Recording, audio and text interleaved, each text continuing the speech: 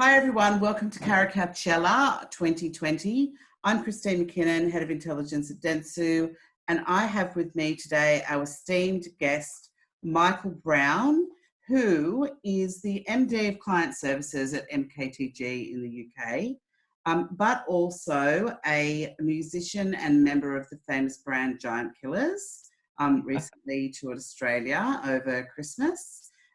You're also someone who's managed to fly a hot air balloon through the raised drawbridges of Tower Bridge and also kickstarted the world's first mental health drop-in centre inside a soup kitchen. It sounds like an amazing initiative.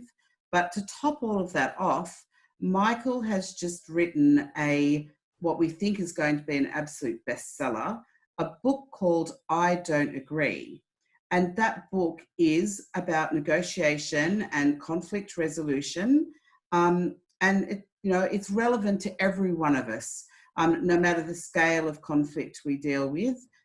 You have accolades from the likes of Seth Godin, through to diplomats, Tom Fletcher, the former British ambassador to Lebanon, and Jules Chappell, the former ambassador to Guatemala and conflict advisor to the British embassy in Addis Ababa. So, really esteemed people, really praising your book there. And I'm actually hoping that your greatest moment will be being my knight in shining armour today and helping me resolve some conflict. So welcome, Michael. Why, thank you, Christine. Thanks for the introduction. It was, I think I was blushing slightly there. That did seem like a bit of a list of accolades. I am getting on a bit, so I've managed to, cram in a few things into life for sure. I would say it wasn't me who actually flew the hot air balloon through Tower Bridge. I'm not a balloon pilot, but I did arrange for that to happen. As part of a stunt to promote a film called Up. By Disney Pixar, which was back in 2009 now. But yes, yeah. But no, thanks for the introduction, Christine, and lovely to be here. Thanks for having me. Sure, the book is called I Don't Agree. It is a business philosophy book. It is about conflict resolution in very broad terms. It is out on July the 1st. Maybe we can give away a few copies here when it comes out. I'll send them over to Australia for you.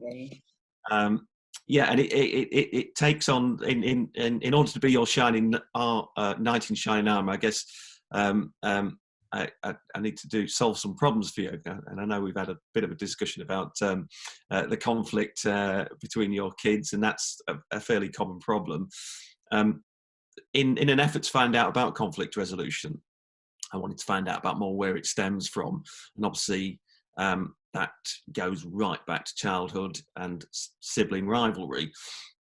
And I came across a very interesting academic called Professor Laurie Kramer, who's based over in the US and is an expert on child conflict. I was reading a lot of her work. And she found that sibling conflicts happen at the phenomenal rate of 3.5 times an hour for every day. So if you do the maths on that, which is something I did, it occurred to me to do was that you think about, so how much sleep do kids need? Maybe 10 hours at that age, so between three to the age of 7. So that leaves 14 hours. So if you times 14 by 3.5, you get to 49. So that's 49 conflict exchanges every day. And then if you multiply that by 5 years, so from ages 3, 4, 5, 6, 7, then you get to a whopping 89,425 conflict exchanges. So by the time you reach the age of 8, you're very well rehearsed if you've got a brother or a sister in combat. And I think that's a part of your problem, isn't it, Christine? You're an only child, so you haven't had these practice. Exactly. So, and I've got 3 children, 13 and under, and my husband's from a big family of 6, and here I am like a lamb to the slaughter, coming into this family that by now are incredibly skilled at, combat and arguments and negotiating, and I'm just kind of, I'm the not well trained one that's completely at the disadvantage. So, and no wonder I'm so exhausted as a mother. I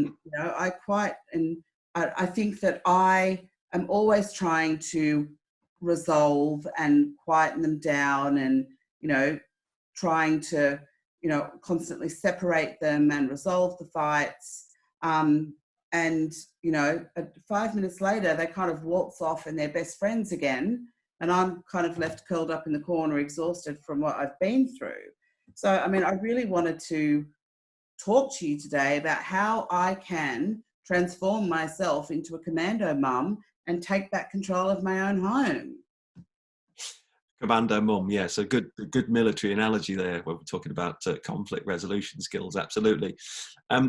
Well, look, I don't think anyone should beat themselves up about it. Going back to the amount of time we've all had in rehearsal of conflict situations, it's worth looking at the hours spent as well. So, going back to Laurie Kramer, she contended that those 3.5 conflict exchanges, they ate up about 10 minutes on average in every hour. And you can do the maths on that. That's 2.5 hours every day. That adds up to nearly 4,258 hours by the time you reach age 8. And then, of course, it goes on. There's middle childhood and early adolescence. We find wider bunches of people to fall out with. So parent-child conflict, playground altercations, child and authority figure like teachers. There's lots of ways to sharpen our conflict skills. And at the same time, we don't get, even if we're raised amongst a squadron of siblings, we don't get the same amount of practicing in sorting it all out in conflict resolution. In fact, a whole load of research done amongst children of that age group suggests that childhood conflict goes unresolved in more than 90% of the time.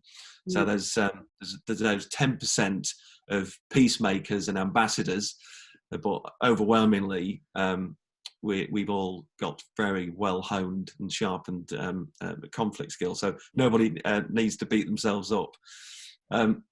So I should add, I'm not an expert in child psychology. So all of the knowledge I have gleaned is just from the research I've done into the origins where conflict comes from. And that said, I do have 3 children myself, so I'm sort of I know the battleground. But there are some measures, according to the research, and again going back to Laurie Kramer, which she calls preemptive strikes, which again it sort of marries up with your ambition to becoming a commando mum. Quite like that image. I feel like I need some of that. I feel like I need some preemptive strikes. Absolutely. So the preemptive strikes that the experts recommend, I guess, fall into sort of three buckets. One is collaborative problem solving, which is when you wait till the heat of battle has subsided and then revisit the problem in an effort to resolve it when the emotions have calmed down, if you like. In fact, there was a quite a wide scale study done in about 2006 between sibling dyads, which is a research term for literally pairs. That was called How Siblings Solve Conflict, and it was by Hildy and Michael Ross. Yes, right, who were professors at Waterloo University in the States. And they got mum and dad and kids to sit back round a table to revisit an old argument to see if they could find a resolution. And the resolution was found in nearly 50% of the times in all those research. And that is literally about mum and dad tipping in, or any parent, not just mum and dad, tipping in to really discuss and roll out the situation in very clear and transparent terms, with a view to reaching an end goal. Because in the heat of the moment, it's what most parents tend to do, the research suggests, is that they step in with an authoritarian, you will do this, do as I say so type approach, and that usually ends in a revisit of the conflict once mum and dad have left the room, essentially. So that was one version. That was one of the buckets.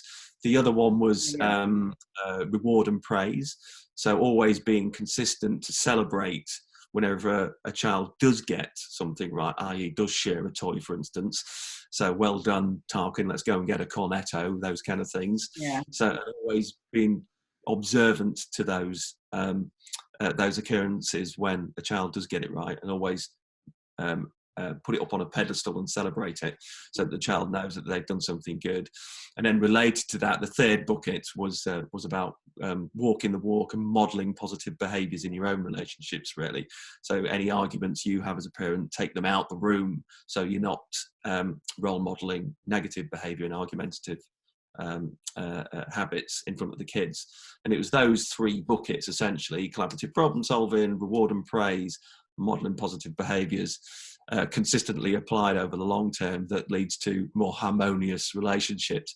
Easier said than done. And like I say, it's easy for parents to resort to, you will do this now because I say so, without any reason or rationale behind it. Yeah. Yeah, I think that's definitely what I do. So I'm going to take that all on board, and I'm going to let you know.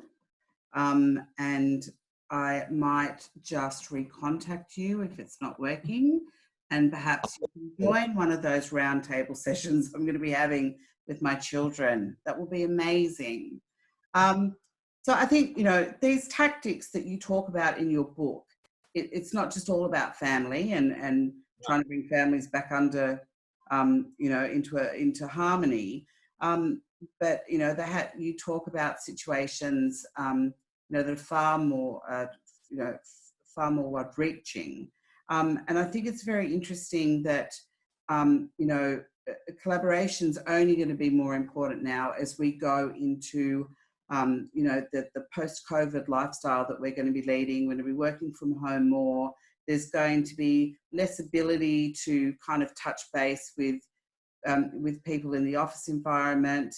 And, I just want to know what the best advice around collaboration, whether it's at the office or whether it's at a higher level, maybe cross country, what sort of advice can you give everyone on the call today about how we're going to achieve that great state of collaboration moving forward? Yeah, I'm not sure I've got all the answers to that one, Chris. It's a big question, absolutely. I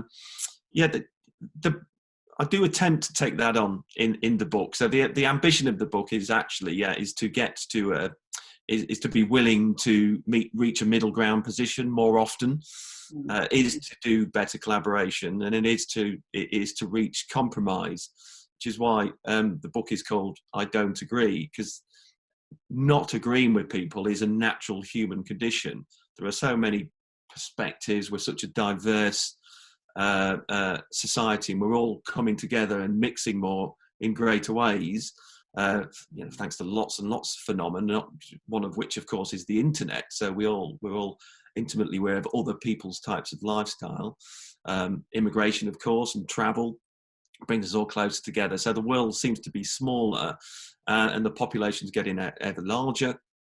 So we all definitely need to learn to take the perspective of other people with other backgrounds, with other cultural upbringings, with other beliefs and behaviours, and learn how to understand that and accommodate that. And that is what I'm trying to take on in the book. So taking a perspective, putting yourself in other people's shoes, to walk a little, to try and walk in your mind's eye at least, a mile in other people's shoes, and from there to make better decision making.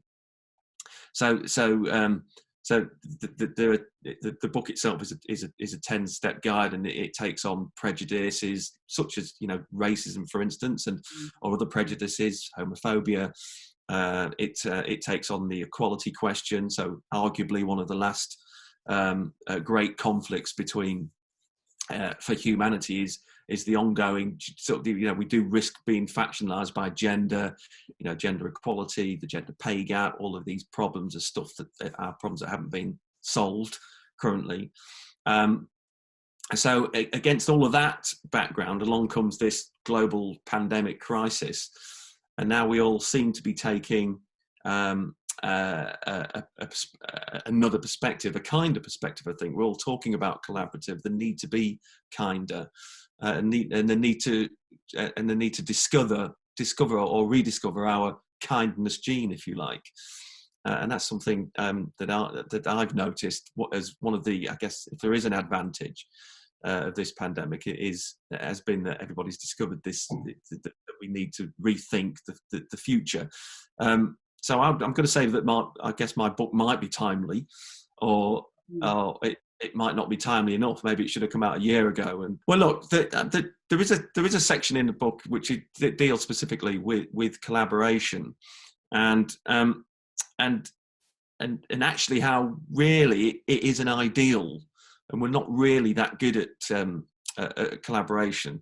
The situation before COVID arrived, and you think about the polarization of the world, really. So we collectively we're rubbish at agreeing stuff, aren't we? So we can't agree on which values that we should cherish and which to abhor, which whether an ideology should be defended with our lives or violently imposed on others, which religion's right or wrong, whether capitalism is fairer than socialism.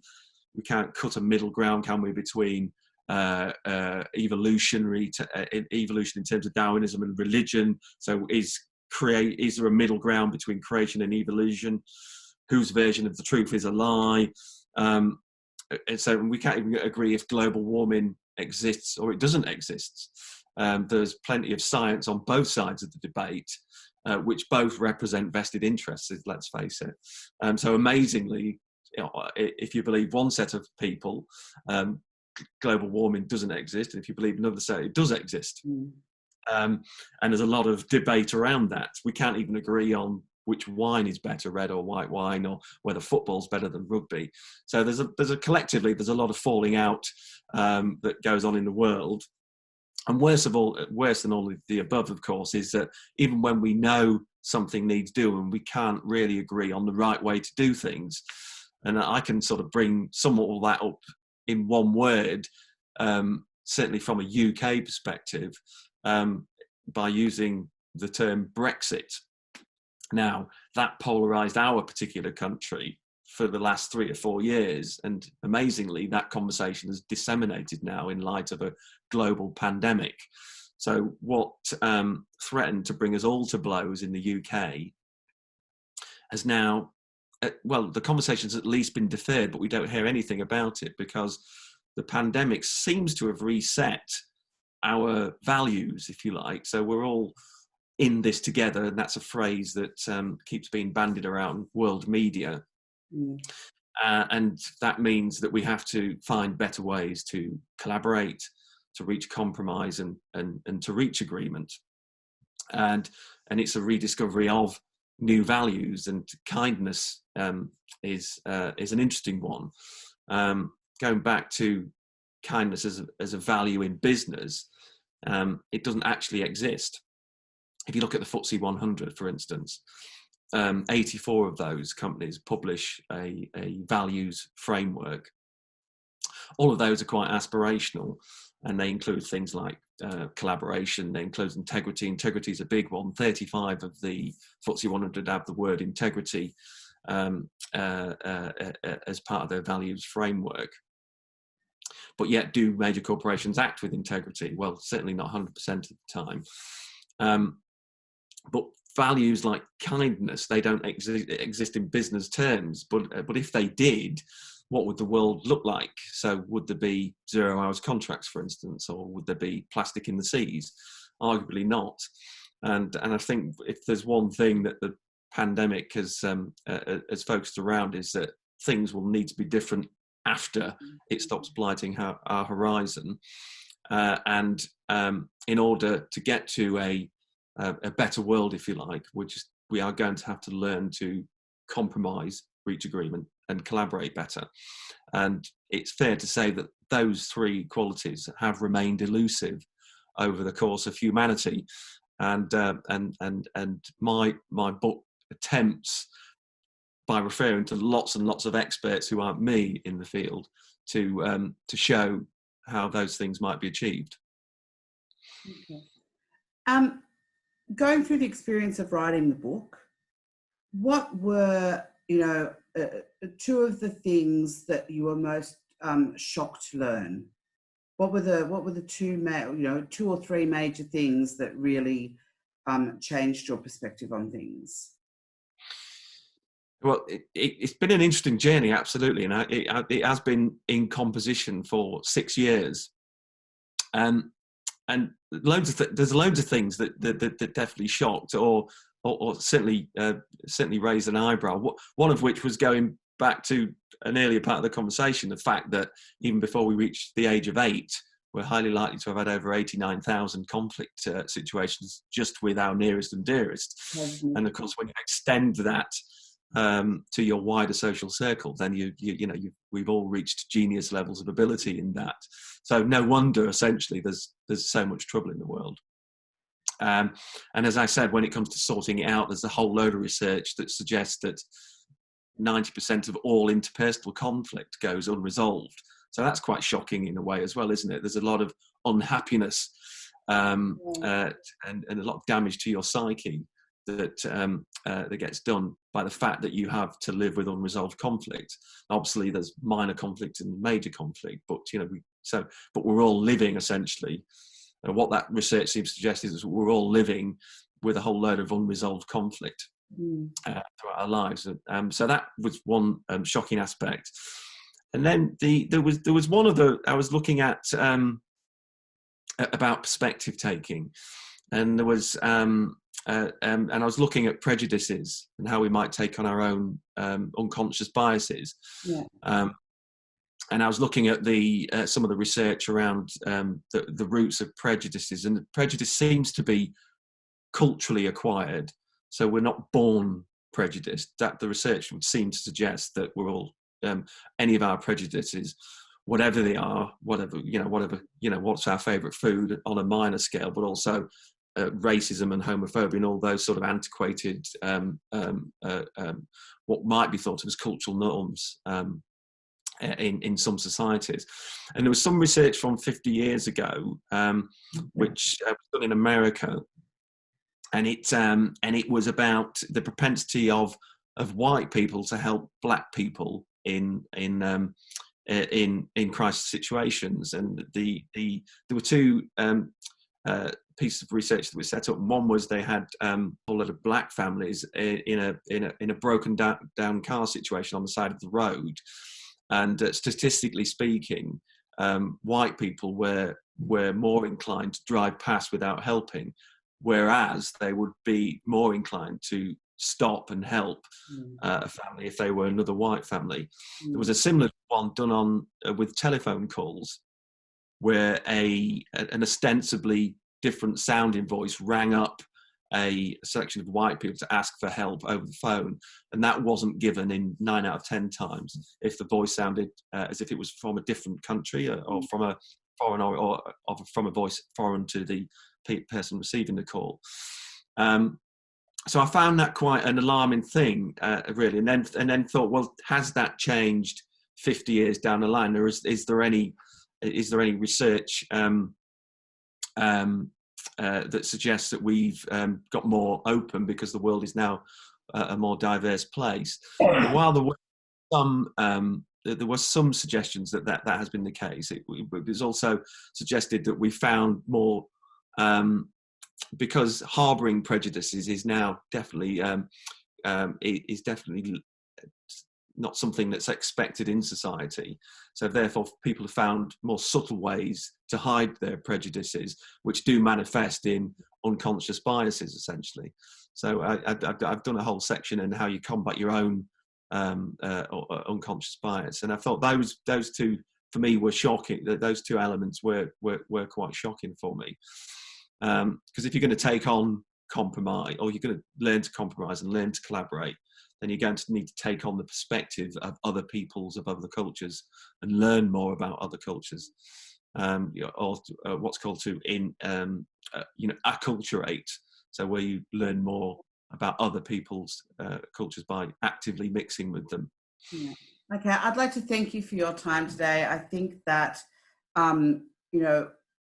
your book and all that you've written is a wonderful lesson in human connection, and the moments that really should bring us together in harmony rather than drive us apart in conflict. So thank you for your time, Michael Brown. And I urge everyone who is on this call to absolutely nab a copy of his book, I Don't Agree. And we will have a couple of copies to give away to some of the attendees of Couch-ella today. So thank you, Michael. And, I wish you all the win-win situations ahead of you. And I hope your book's a massive success. Well, I'll certainly be hoping for that, Christine. Yeah, thanks for having me. It's been very enjoyable. And good luck with your future conflict resolution skills and being a commando mum.